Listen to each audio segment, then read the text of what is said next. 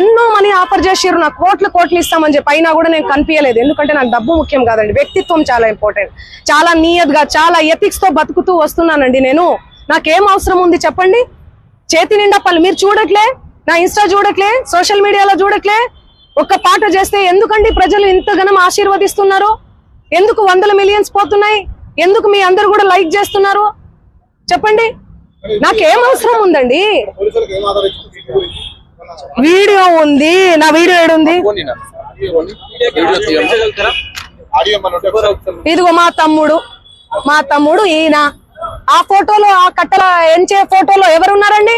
వీడియోలో కట్టలు పైసలు ఎంచే వీడియోలో ఎవరున్నారు? ఈ ముఖం ఉందా? సంబంధం లేని విషయం, మాకు సంబంధం లేని విషయం తెచ్చి మా మీద ఎందుకు రుద్దుతున్నారు అనేది నాకు అర్థం కావట్లేదు.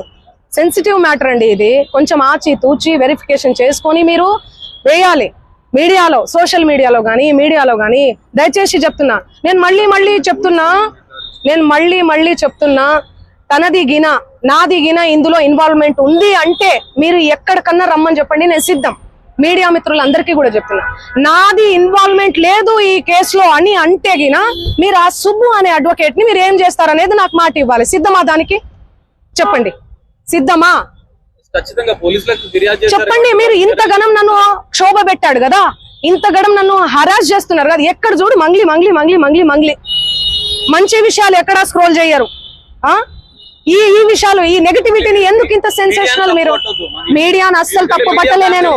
మీడియా అదే చెప్తున్నా, నేను ఏమని చెప్పా? మీడియా ఫ్యామిలీ నుంచి వచ్చాను చెప్పానా? అదే చెప్తున్నా నేను. మీ పేరేం పేరు?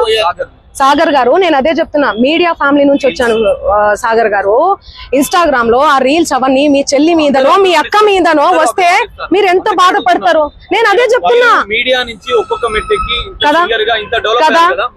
ఎందుకు టార్గెట్ చేస్తున్నారు అది మీరు చెప్పాలి. మీరు ఏమనుకుంటున్నారు దానికి సంబంధించి? నాకు తెలియదు అది. ఎందుకంటే నేను మీడియాలో వచ్చి ఇంటర్వ్యూలు ఇస్తలేనను, మరి ఏమో నాకే తెలియదు. ఎందుకంటే నా పని చెప్తుంది, నేను పని చేసుకుంటూ వెళ్తున్నా, నేను పాటలు చేసుకుంటూ.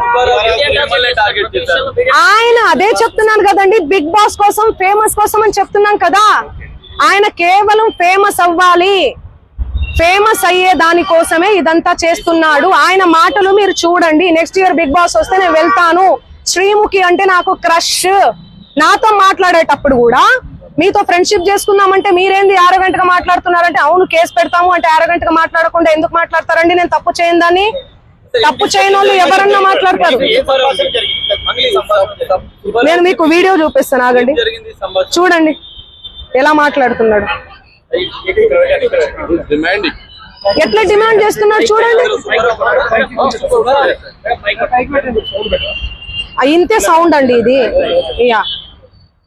చూడండి, నువ్వేమన్నా ఆకాశం నుంచి ఊడిపడ్డావా? నడుమంత్రపు సిరియా ఇదంతా? ఇంత వల్గర్ లాంగ్వేజా?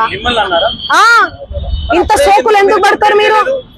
ఎలా వస్తానండి? నేను అదే చెప్తున్నా, పనులు ఉన్నాయండి, నాకు ప్రోగ్రామ్స్ ఉన్నాయి. కర్ణాటకకు పోయినాను నిన్ననే. నేను శ్రీదత్త యూనివర్సిటీలో కాలేజ్ లో ప్రోగ్రామ్ కూడా చేశాను, మీరు చూడండి.